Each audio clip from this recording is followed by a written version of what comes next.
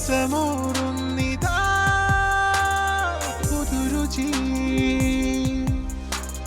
രസനതൻ തുമ്പില മധു പകർത്തുന്നുവോ മനമകളെ രുചി മലയാളം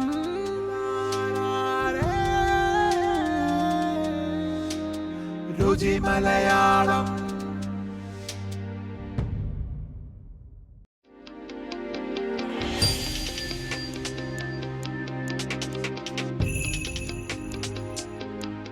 നാനാജാതി മതസ്ഥരും ഏകോദര സഹോദരങ്ങളെപ്പോലെ വാഴുന്ന നാടാണ് തിരുവനന്തപുരം. ആറ്റുകാൽ പൊങ്കാല എല്ലാവരും കൂടി ചേർന്ന് ഉഷാറാക്കും. ഇവിടെ ഭീമാപള്ളിയിൽ എല്ലാവരും കയറി പ്രാർത്ഥിക്കും. വെട്ടുകാട് പള്ളിയിൽ ക്രിസ്ത്യാനികളെക്കാൾ കൂടുതൽ എത്തുന്നത് മറ്റു മതസ്ഥരാണ്. സർക്കാർ ശമ്പളത്തിന് ഇപ്പോഴും പത്മനാഭന്റെ 5 ചക്രം എന്നാണ് പഴയ തലമുറ പറയുന്നത്.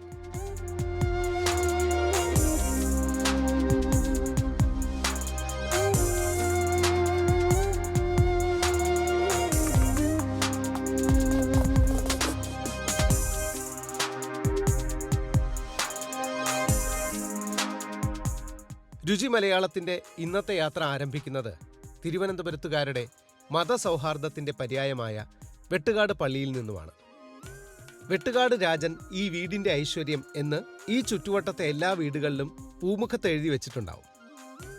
മനമുരുകി പ്രാർത്ഥിച്ചാൽ വിളി കേൾക്കുന്നയാളാണ് വെട്ടുകാട് ക്രിസ്തുരാജൻ. നമുക്കും പ്രാർത്ഥിച്ചു തുടങ്ങാം ഇന്നത്തെ രുചിയാത്ര.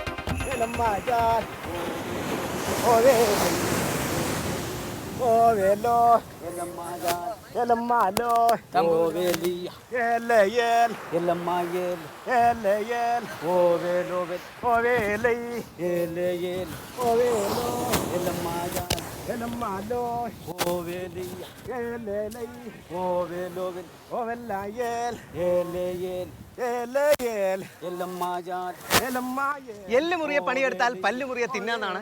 നമ്മളിന്ന് രാവിലെ തന്നെ അധ്വാനം തുടങ്ങിയിട്ടുണ്ട്. ഞാനിപ്പോ വെട്ടുകാട് പള്ളിക്ക് സമീപമാണ്. ഇവരുടെ കൂടെ വല വലിക്കാൻ പോവാണ്.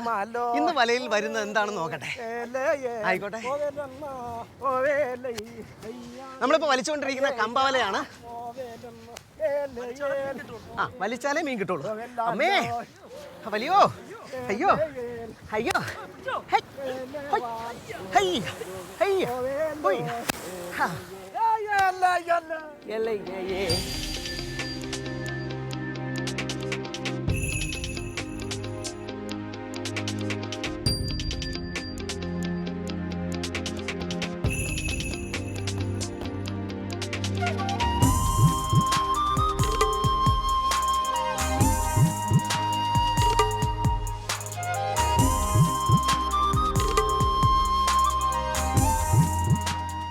ചില ദിവസം ഇങ്ങനെയാണ്, വലയിലൊന്നും ഉണ്ടാവില്ല. പക്ഷേ ചില ദിവസങ്ങളിൽ കടലമ്മ വാരിക്കോരി കൊടുക്കുകയും ചെയ്യും.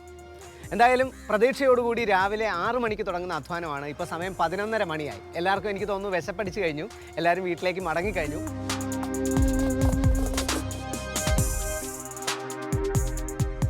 മീൻ തീറ്റക്കാരുടെ നാടാണ് തിരുവനന്തപുരം. മിക്കവാറും എല്ലാ വീടുകളിലും ഉച്ചയൂണിന് മീൻകറി ഉണ്ടാവും.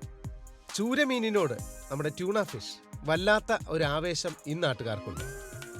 ചൂര കിട്ടുന്ന ദിവസം നല്ല കപ്പയുടച്ചു കൂട്ടാനും കൂടി ഉണ്ടെങ്കിൽ സംഗതി ജോറായി. കണവാത്തോരനാണ് തിരുവനന്തപുരത്തുകാരുടെ മറ്റൊരു ഡെലിക്കസി. മാന്തൽ പോലെയുള്ള മീനുകൾക്ക് വലിയ ഡിമാൻഡ് ഇല്ലാത്ത നാടുകൂടിയാണ് തിരുവനന്തപുരം. തിരുവനന്തപുരം ജില്ലയുടെ ഒരു ഭാഗം വിശാലമായ കടൽ തീരമാണ്. ധാരാളം മത്സ്യസമ്പത്തുള്ള നാട് കൂടിയാണിത്. രുചി മലയാളത്തിന്റെ യാത്രയിൽ ഇന്ന് ഇവരുടെ ഒപ്പം കൂടാം. പ്രളയം എന്ന വലിയ ആപത്തിൽ നിന്ന് നമ്മളെ രക്ഷിച്ച സ്വന്തം കടലമ്മയുടെ മക്കൾ.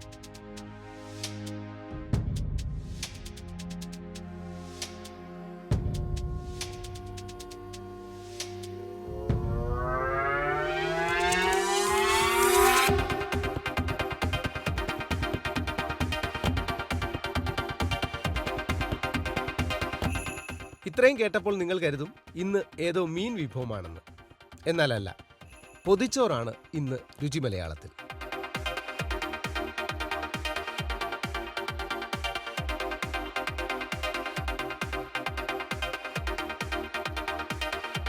തിരുവനന്തപുരത്തിന്റെ രുചികൾ അന്വേഷിച്ച് ഞാനിപ്പോൾ എത്തിച്ചേർന്നിരിക്കുന്നത് പൂജപ്പുരയിലാണ്. പൂജപ്പുരക്കാരിയാണ് നമ്മുടെ നായിക.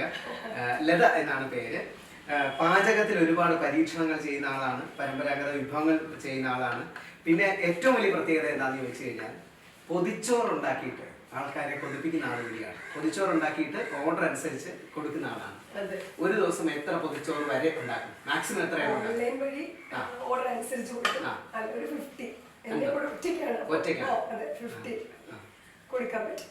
50 പൊതിച്ചോറ് വരെ കൊടുക്കും.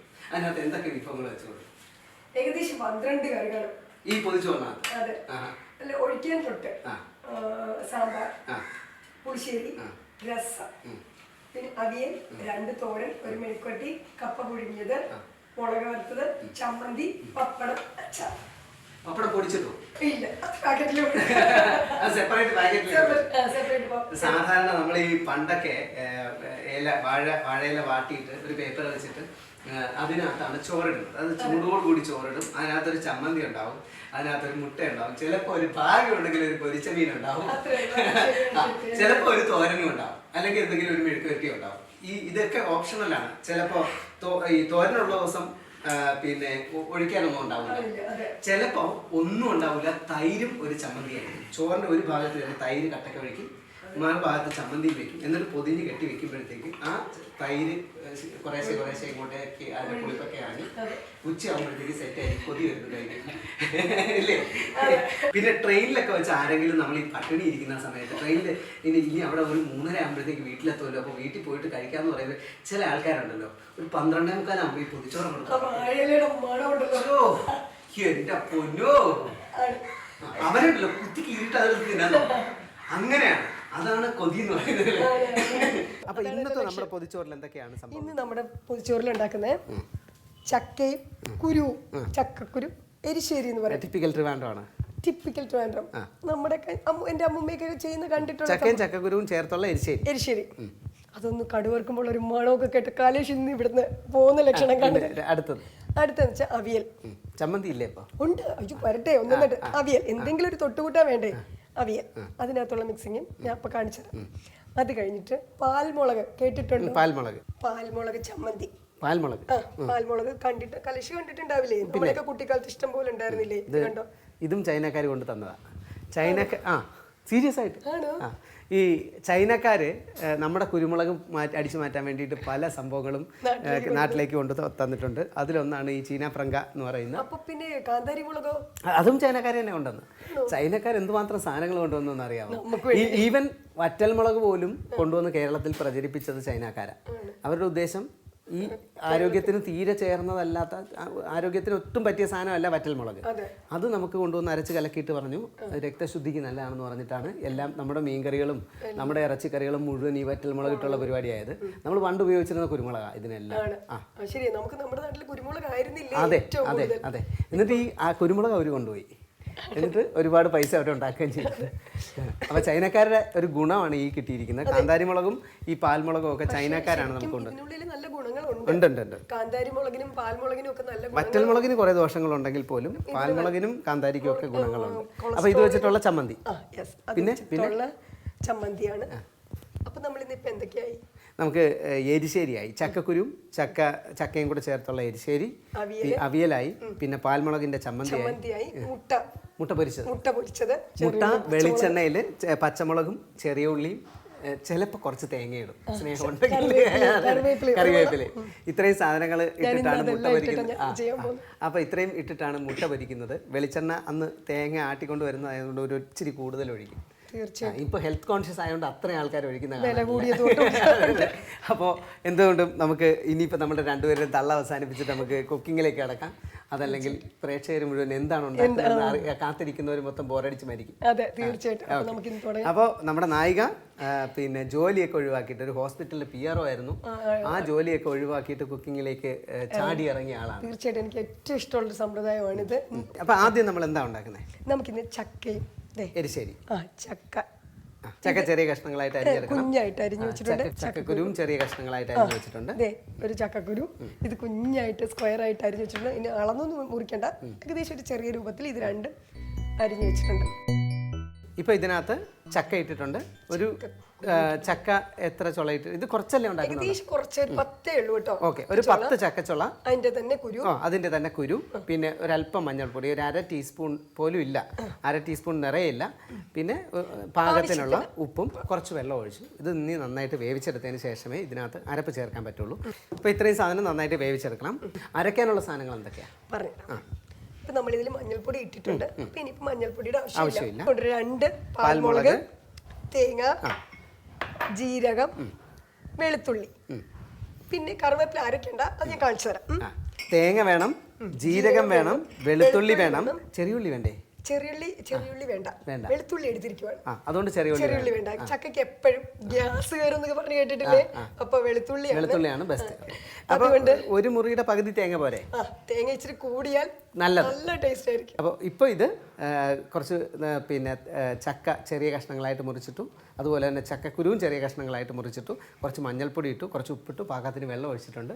ഇതിനി നന്നായിട്ട് വേവിച്ചെടുക്കണം. ഇത് വെന്ത് വരുന്നവരേക്കും ഒരു ചെറിയ കലേഷ്, നമുക്ക് ഇതിപ്പോൾ ചട്ടിയിൽ വെച്ച് സമയം കൂടുതൽ എടുക്കുന്നു പറഞ്ഞിട്ടായിരിക്കും ചിലപ്പോൾ അമ്മമാർ രാവിലെ ഇതൊന്നും ചെയ്യേണ്ടെന്ന് നിൽക്കും. കുക്കറിനകത്ത് ഒരൊറ്റ വിസിൽ മതി. ഒറ്റ വിസിൽ പെട്ടെന്ന് ചേർക്കാവുന്ന ഒരു സംഭവമാണ്. സുഖമായിട്ട് വേവിച്ചെടുക്കാം, കുഞ്ഞുങ്ങൾക്ക് കൊടുക്കുകയും ചെയ്യാം, അമ്മമാർക്ക് കഴിക്കുകയും ചെയ്യാം. ബ്രേക്ക്. രുചി മലയാളം. അപ്പോൾ നമ്മുടെ ചക്കയൊക്കെ വേവിച്ചിട്ട് തിരിച്ചെത്തിയിരിക്കുകയാണ് നമ്മൾ. ചക്ക റെഡി ആയില്ലേ? പിന്നെ പെട്ടെന്ന് റെഡി. ഞാൻ വിചാരിച്ച ഒരു അരമണിക്കൂറൊക്കെ ബ്രേക്കിന് എവിടെ. അത് മാത്രമല്ല, നമ്മുടെ അരപ്പ് അരച്ചെടുത്തിട്ടുമുണ്ട്. തേങ്ങ ഇതിനകത്ത് ഇച്ചിരി മഞ്ഞൾപ്പൊടി ഇട്ടിട്ടുണ്ട്. തേങ്ങ, ഒരല്പം മഞ്ഞൾപ്പൊടി, പിന്നെ 2 പച്ചമുളക്, പിന്നെ കുറച്ച് 2 പാൽമുളക്, കുറച്ച് ജീരകം, പിന്നെ കുറച്ച് വെളുത്തുള്ളി. ലേശം കൂടി വെള്ളം വേണേ ചേർക്കാം. കുറച്ചുകൂടെ കഴിയുമ്പോഴത്തേക്കും ഒന്നുകൂടെ കുറുകും. എനിക്ക് തോന്നുന്നു ഇത് തന്നെ ആയിരിക്കും ഒരു പരിപാടി. ഇനി നമ്മൾ ഇനി വറുക്കാനുള്ള പരിപാടി നമുക്കിത് താളിക്കാം. ഓക്കെ, അപ്പോൾ ഇനി ഒരു ചീനച്ചട്ടി വെച്ചിട്ട് കുറച്ച് വെളിച്ചെണ്ണ ഒഴിച്ചിട്ട് ആദ്യം ഉഴുന്ന് അത് ചോക്കി വറുത്തെടുത്ത് കഴിഞ്ഞാൽ അതിന്റെ കൂടെ തന്നെ തേങ്ങ ഇടാം. എന്നിട്ട് എല്ലാം കൂടെ ചോക്കി വറുത്ത് ഇതിനകത്തേക്ക് കൊട്ടുക. തീർച്ചയായിട്ടും അത്രയല്ലേ ഉള്ളൂ.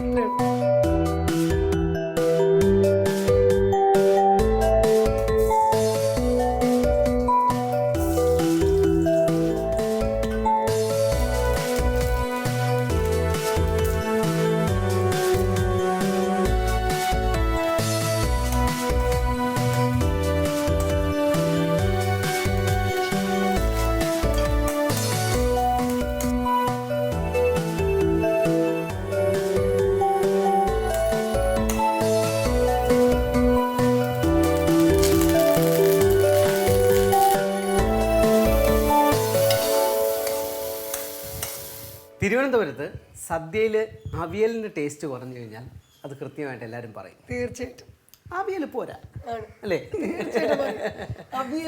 അതെ. അത് മാത്രമല്ല, ഈ സദ്യവട്ടങ്ങളിൽ ഈ തിരുവനന്തപുരം സദ്യകളെ പറ്റി പറയുമ്പോൾ ഏറ്റവും കൃത്യമായിട്ട് വിളമ്പുന്ന ഒരു സ്ഥലം തിരുവനന്തപുരമാണ്. തിരുവിതാംകൂറാണെന്ന് പറയാം. ഏറ്റവും ചിട്ടയുള്ളത് ആറന്മുള വള്ളസദ്യയിലാണ്. ഒത്തിരി പിന്നെ 64-ൽ പരം വിഭവങ്ങളും കൂട്ടിയാണ് സദ്യ. അപ്പോൾ തിരുവിതാംകൂർ സദ്യകളാണ് സദ്യകളിൽ കെങ്കേമൻ എന്ന് പറയുന്നത്. തിരുവനന്തപുരത്തിൻ്റെ ഒരു പ്രത്യേകത എന്താണെന്ന് ചോദിച്ചു കഴിഞ്ഞാൽ, ഓർഡർ അങ്ങോട്ടോ ഇങ്ങോട്ടോ തെറ്റിക്കഴിഞ്ഞാൽ ഈ പ്രായമുള്ള ആൾക്കാർ വിളമ്പുന്നവനെ ഒന്ന് നോക്കും. നീ എവിടുന്നാടാ ഇതൊക്കെ പഠിച്ചതെന്ന് ആ നോട്ടത്തിലുണ്ടാവും. അപ്പം അവിയൽ ഏറ്റവും കൂടുതൽ, പ്രത്യേകിച്ച് നായന്മാരുടെ, തിരുവനന്തപുരത്തെ നായന്മാരുടെ കൂട്ടവിയൽ എന്ന് പറഞ്ഞാൽ വളരെ ഫേമസും കൂടിയാണ്. അതെ അതെ അതെ. അത് ഏറ്റവും അവസാനം പച്ചവെളിച്ചെണ്ണ ഒഴിച്ചാണ് എടുക്കുന്നത്. വെച്ചിട്ടിട്ട് എടുക്കും. അതിനകത്ത് ഇലകളും ചേർക്കാറുണ്ട്. മുരിങ്ങയിലയോ ചീരയോ ഒക്കെ ചേർത്താണ്, എന്തും ചേർത്ത് കൂട്ടവിയൽ ഉണ്ടാക്കാം. അപ്പോൾ നമ്മൾ ഇന്ന് തിരുവനന്തപുരത്തുകാരുടെ അവിയലാണ് ഉണ്ടാക്കാൻ പോകുന്നത്. തിരുവനന്തപുരത്ത് സാധാരണ തൈര് ചേർക്കുന്നതിനേക്കാളും കൂടുതൽ പുളിയാണ്. വാളംപുളി പുഴിഞ്ഞ് ചേർത്തില്ലെങ്കിൽ ഒരു സമാധാനം. അപ്പോൾ എന്തൊക്കെ പച്ചക്കറികൾ ഇന്ന് ചേർക്കുന്നുണ്ട്? ഞാൻ എല്ലാ പച്ചക്കറികളും വെച്ചിട്ടുണ്ട്. നോക്കാം. ഫസ്റ്റ് നമ്മുടെ മുഖ്യം എന്ന് പറയുന്ന ഏത്തക്കായ, പടവലങ്ങ, കത്തിരിക്ക, വഴുതനങ്ങയാണ് ശരിക്കും നമ്മൾ ഉപയോഗിക്കുന്നത്. പക്ഷെ എനിക്കിന്ന് വഴുതനങ്ങ കിട്ടിയില്ല, കത്തിരിക്ക എടുത്തു. എന്നാലും കത്തിരിക്ക എല്ലാവരും ഉപയോഗിക്കുന്ന സംഭവം തന്നെയാണ്. ഞാനും അപ്പൊ ഇന്ന് കത്തിരിക്ക എടുത്തു. പച്ചത്തക്കാളി കേട്ടോ, ചേന, പച്ചത്തക്കാളി ഇപ്പൊ അപൂർവമായിട്ട് എല്ലാവരും ചേർക്കാറുള്ളത്. ഇത് കിട്ടാറില്ല ശരിക്കും പറഞ്ഞാൽ. എനിക്ക് കിട്ടിയത് കൊണ്ട് പച്ചത്തക്കാളിക്ക് ഉപയോഗിച്ചിട്ടുണ്ട്. ചക്കക്കുരു സൂപ്പർ സാധനമാണ് അവിയലില്. ഒരു പ്രത്യേക മണവും. മുരിങ്ങക്കായ, മുരിങ്ങക്ക, അമരയ്ക്ക, തിരുവനന്തപുരത്തുകാർ അമരയ്ക്ക പറയുന്നത് ചീനി അമരയ്ക്കാണ്. ചീനി അമരയ്ക്ക എന്ന് പറയണം, ഞാനങ്ങ് ചുരുക്കി. ഇനി വെള്ളരിക്ക. വെള്ളരിക്ക ഇവനാണ് ഏറ്റവും ഫസ്റ്റ് പറയുന്നത്. കാ കഴിഞ്ഞ വെള്ളരിക്കയാണ് ഏറ്റവും കൂടുതൽ സ്ഥാനം. ഭാഗ്യം തീർന്നു. ഒരുപാട് ഐറ്റംസ് ആണ് ഇന്ന് അവിയലിൽ ചേരുന്നത്. പക്ഷെ ഇതിന്റെ മേക്കിംഗ് എന്ന് പറയുന്നത് വളരെ സിമ്പിൾ ആണ്. തുടങ്ങിയാൽ അണ്ടിപ്പരിപ്പുണ്ട്. അതാണ് പച്ച. ശരിക്കും പച്ചണ്ടി കീറിയിട്ട് അതിന്റെ പരിപ്പ് എടുത്തിട്ട് വേണം ഇതിനകത്ത് ചേർക്കാൻ. അപ്പൊ വെണ്ണ പോലെ ഇത് നന്നായിട്ട് വെന്തിരിക്കും. അതിങ്ങനെ വായിലേക്ക് ഇട്ട് കഴിഞ്ഞാൽ തന്നെ നല്ല സ്വാദോടുകൂടി അലിഞ്ഞു പോകും. ഇപ്പൊ അതിന് പകരം ദയവായിട്ട് ക്ഷമിക്കണം, നമ്മളിപ്പോ ഉണക്കേ ഉള്ളൂ. നമ്മള് അവിയൽ ഉണ്ടാക്കാൻ ഫസ്റ്റ് ഏത്തക്കായ ഇട്ടു. പ്രത്യേകിച്ച് ഓർഡറൊന്നുമില്ല, ഒന്നുമില്ല. കൈ കിട്ടിയ സാധനങ്ങൾ മുഴുവൻ എല്ലാ വെജിറ്റബിൾസും കൂടി ഇത് ഇടുവാണ്. നിങ്ങൾക്ക് എന്ത് വെജിറ്റബിൾസ് ഇട്ടും കുട്ടികൾക്ക് കൊടുക്കാം. ഫുള്ള് വെജിറ്റബിൾസ് ആണ്. അവിയൽ എന്ന് പറയുന്നത് വെജിറ്റബിൾസിൻ്റെ, പച്ചക്കറികളുടെ ഒരു കൂമ്പാരമാണ്. ചക്കക്കുരു, ചേന, പച്ചത്തക്കാളിക്ക് കുറച്ചുകൂടെ വെന്തിട്ടിട്ടാൽ മതി. ഫസ്റ്റ് ഇട്ടാലും കുഴപ്പമില്ല, പക്ഷെ ഇച്ചിരി കൂടെ വെന്തിട്ട് നമുക്ക് ഇടുന്നതായിരിക്കും നല്ലത്. പുളിവെള്ളം ഒഴിക്കാം. പുളിവെള്ളം, 1 സ്പൂൺ ഫുൾ മഞ്ഞൾപ്പൊടി ഇടുവാണ്. പച്ചക്കറി കൂടുതലുണ്ട്, അത് കാരണമാണ് 1 സ്പൂൺ മഞ്ഞൾപ്പൊടി ഇട്ടത്. ആവശ്യത്തിന് ഉപ്പ്, വെള്ളം കുറച്ചൊഴിച്ചാൽ മതി. വെള്ളം കുറച്ച് മതി. മുളകും എല്ലാം ചേർത്തു. അതിനകത്ത് കുറച്ച് പാകത്തിന് ഉപ്പ് ഇട്ടു, 1 സ്പൂൺ മഞ്ഞൾപ്പൊടി ഇട്ടു. ഇനി കുറച്ച് കാഷ്യൂ നട്ട് ഇടുന്നു. ഇനി ഇത് വേവിച്ചെടുക്കണം അല്ലേ? അതെ. ഒരു ബ്രേക്ക് കൂടെ പറഞ്ഞു. അപ്പോൾ പോയിട്ട് തിരിച്ചു വരാം. വീണ്ടും നമ്മൾ തിരിച്ചു വരുന്നു അരപ്പുകളുമായിട്ട്. അതെ, ചെറിയ ബ്രേക്ക്. രുചി മലയാളം. അപ്പോൾ അവിയലിൻ്റെ അരപ്പ്, ഇതിനകത്ത് തേങ്ങയുണ്ട്, ജീരകമുണ്ട്, ചെറിയ ഉള്ളിയുണ്ട്, പച്ചമുളകുണ്ട്, കറിവേപ്പിലയുണ്ട്, അല്പം മഞ്ഞൾപ്പൊടിയുണ്ട്. എന്നിട്ട് ഈ അരപ്പ് നമ്മൾ അത് ഒന്ന് ചെറിയൊരു ദ്വാരം ഉണ്ടാക്കിയിട്ട് അതിനകത്തേക്ക് വെച്ചു. എന്നിട്ട് ഈ വെജിറ്റബിൾസ് കൊണ്ടൊന്ന് മൂടി. അതെ. എന്നിട്ട് വീണ്ടും അടച്ചു വെച്ച് വേവിക്കും. അതെ.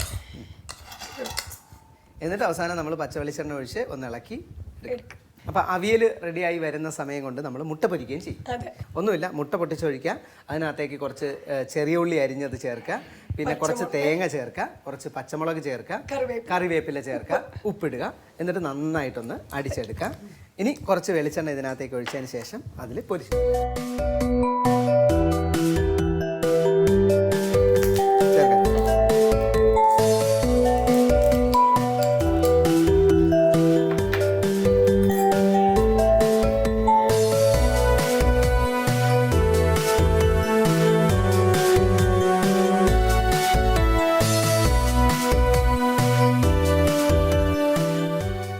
നമ്മുടെ അവിയൽ എന്തായി നോക്കാം.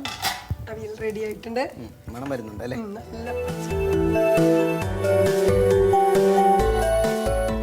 തിരുവനന്തപുരത്തുകാരുടെ അവിയൽ ഒന്നുകൂടെ ഒന്ന് ഉടഞ്ഞു വരണം അല്ലേ? തീർച്ചയായിട്ടും. 2-3 മിനിറ്റും കൂടി ആകുമ്പോഴത്തേക്കും ആ പച്ച വെളിച്ചെണ്ണ ഒഴിച്ച് ഒന്ന് പാത്രഭാഗം വരാനായിട്ട് അടച്ചു വെക്കുമ്പോഴത്തേക്ക് അത് കറക്റ്റ് ആവും. അപ്പോൾ നമ്മുടെ അവിയലായി, ഏകദേശമായി. ഇനി പച്ച വെളിച്ചെണ്ണയും കറിവേപ്പിലയും മാത്രമേ ഇതിനകത്ത് ഇടാനുള്ളൂ. നമ്മുടെ മുട്ടയായി, നമ്മുടെ എരിശ്ശേരിയായി. ഇനി ഉള്ളൊരു നമ്മുടെ പൊതിച്ചോറിലെ കൂട്ടാനെന്ന് പറയുന്നത് ചമ്മന്തിയാണ്. അത് പാൽമുളകിൻ്റെ ചമ്മന്തിയാണ്. ഒരു മീഡിയം സൈസിലുള്ള തേങ്ങയാണെങ്കിൽ 1 മുറി തേങ്ങ ചിരകിയെടുക്കുക. അതിൽ 3-4 ചെറിയ ഉള്ളി ഇടുക, 3-4 പാൽമുളക് ഇടുക, എരിവിനനുസരിച്ച് ഒരു കുഞ്ഞ് പീസ് പുളി, വാളംപുളി, പ്രത്യേകം പറയണം വാളംപുളി, ഇച്ചിരി ഉപ്പ്, ഇത്രയും മതി. ഓക്കെ, ഇത് അരച്ചെടുത്ത് കഴിഞ്ഞാൽ നമ്മുടെ ചമ്മന്തി റെഡിയാണ്. ഇനി ഇതിനകത്ത് നമുക്ക് പച്ചവെളിച്ചെണ്ണ ഒഴിച്ചെടുക്കാനുണ്ട് നമ്മുടെ അവിയലിനകത്ത്. അപ്പോൾ ഇതിനകത്ത് ഇനി പച്ചവെളിച്ചെണ്ണ ഒഴിച്ചെടുക്കാം. കറിവേപ്പില, പച്ചവെളിച്ചെണ്ണയാണ് മുന്നിൽ. അതെ. ഓക്കെ, ഇനി നന്നായിട്ട് ഇളക്കി കഴിഞ്ഞാൽ നമ്മുടെ തിരുവനന്തപുരത്തുകാരുടെ സൂപ്പർ അവിയലായി. ഞാൻ ഉണ്ടാക്കിയത് കൊണ്ട് പറയല്ല, നല്ല സൂപ്പർ അവിയലായി. തീർച്ചയായിട്ടും സൂപ്പർ അവിയലായി. ഇപ്പൊ കഴിച്ചു നോക്കുമ്പോൾ അറിയാലോ എങ്ങനെയുണ്ടെന്ന്. പക്ഷെ ഞാൻ ഇപ്പോഴല്ല കഴിക്കുന്നത്. പിന്നെ ആ ഇല വാട്ടിയിട്ട് അതിനകത്ത് നല്ല ചൂട് ചോറിട്ട് അതിനകത്ത് ചൂട് അവിയൽ വെച്ച് നല്ല ചൂട് മുട്ടയൊക്കെ വെച്ച് ഒരു സൈഡിൽ തണുത്ത ചമ്മന്തിയൊക്കെ വെച്ച് പിന്നെ ആ എരിശ്ശേരി ഒരു സൈഡിൽ വെച്ചിട്ട് ഇല ഇങ്ങനെ പൊതിഞ്ഞ് വെച്ചിട്ട് ഒരു 3 മണിക്കൂർ കഴിയുമ്പോഴത്തേക്കും നല്ല വിശപ്പായി പാണ്ടാരടങ്ങി കഴിയുമ്പോൾ ഞാനത് തുറന്ന് സ്വന്തമായിട്ട് തന്നെ കഴിക്കും.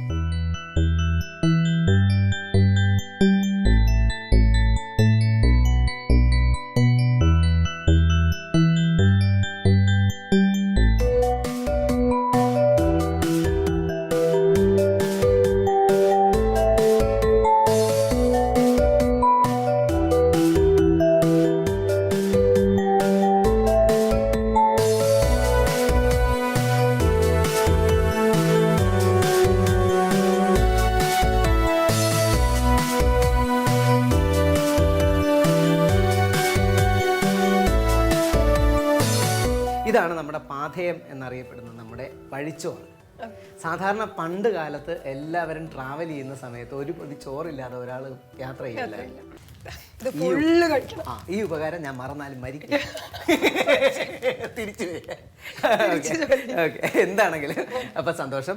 പിന്നെ പൊതിച്ചോറ് ലാസ്റ്റ് കഴിക്കുന്ന എപ്പോഴാന്ന് വെച്ചാൽ പ്രളയം വന്ന സമയത്ത് നമ്മൾ പ്രളയത്തിന് ദുരിതാശ്വാസ സഹായമൊക്കെ എത്തിക്കാനായിട്ട് പോയ സമയത്ത് ആരോ പൊതിഞ്ഞു തന്ന ചോറ് നമ്മൾ കഴിച്ചിട്ടുണ്ട്. അപ്പം അപ്പോഴും ആ ശരിക്കും മനസ്സ് നിറഞ്ഞു തന്ന സംഭവമാണ് അത്. ശരിക്കും കഴിച്ചപ്പോഴും ട്രെയിനിലിരുന്നിട്ടാണ് നമ്മൾ ആ സമയത്ത് പിന്നെ ചെങ്ങന്നൂരേക്കുള്ള ട്രെയിൻ യാത്രക്കിടയിലാണ് നമ്മൾ പൊതിച്ചോറ് കഴിക്കുന്നത്.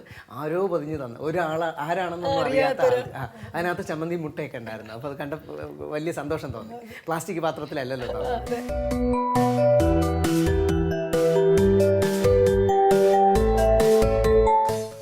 സംഗതി നല്ല വിശപ്പൊക്കെ ആയിരുന്നു. പക്ഷേ ഞാൻ വിശപ്പ് കടിച്ചു പിടിച്ചുകൊണ്ട് ആ ഇലയുടെയൊക്കെ മണം വരാൻ വേണ്ടിയിട്ട് വെയിറ്റ് ചെയ്തതാണ്. ഇവിടെ ഒരു നല്ല സ്പോട്ടുണ്ട്, അവിടെ ഇരുന്ന് കഴിക്കാം. ആരോഗ്യദായകമായ ഒരു മുന്നറിയിപ്പുണ്ട്. അതെന്താണെന്ന് ചോദിച്ചു കഴിഞ്ഞാൽ ഇത് പബ്ലിക് പ്ലേസിൽ കൊണ്ടുപോയിട്ട് തുറന്നിട്ട് കഴിക്കരുത്. കാരണം ചെറിയ ചൂടോടുകൂടി അടച്ചു വെച്ച പൊതിച്ചോറാകുമ്പോഴത്തേക്ക് നല്ല മണം വരാൻ സാധ്യതയുണ്ട്.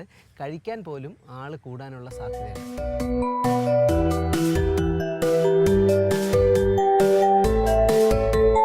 അപ്പോൾ ആ നാടൻ എരിശ്ശേരിയും മുട്ട പൊരിച്ചതും അവിയലും പിന്നെ അടമാങ്ങയും പിന്നെ ഉണക്കിയെടുത്ത നമ്മുടെ പിന്നെ പുളിഞ്ചിക്കയും നല്ല ചമ്മന്തിയൊക്കെ കൂട്ടിയിട്ട് ഉഷാറായിട്ട് ചോറ് കഴിക്കാം.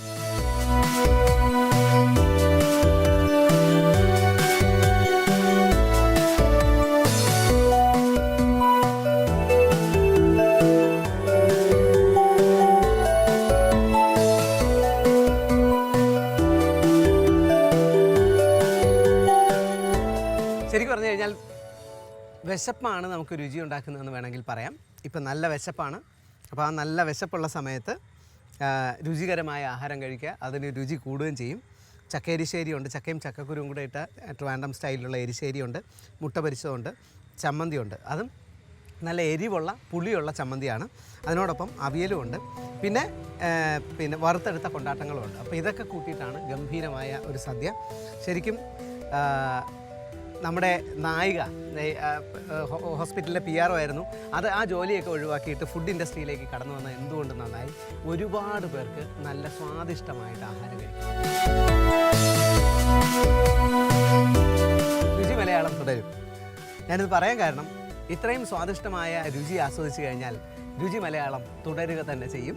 ഇന്ന് തിരുവനന്തപുരത്തിൻ്റെ രുചിയാണ് ആസ്വദിച്ചത്. അടുത്ത ദിവസം ഏതെങ്കിലും ഒരു സ്ഥലത്തിൻ്റെ രുചികളുമായിട്ട് ഞാനെത്തും. ഞാൻ എന്തായാലും എനിക്കിനി ഒരുപാട് കാര്യങ്ങൾ ചെയ്യാനുണ്ട്. ഇത് കഴിഞ്ഞാലുണ്ടല്ലോ വീട്ടിൽ പോവാം, സുഖമായിട്ട് കിടന്ന് ഉറങ്ങുക, ഒരുപാട് സ്വപ്നങ്ങൾ കാണാം. രുചി മലയാളം,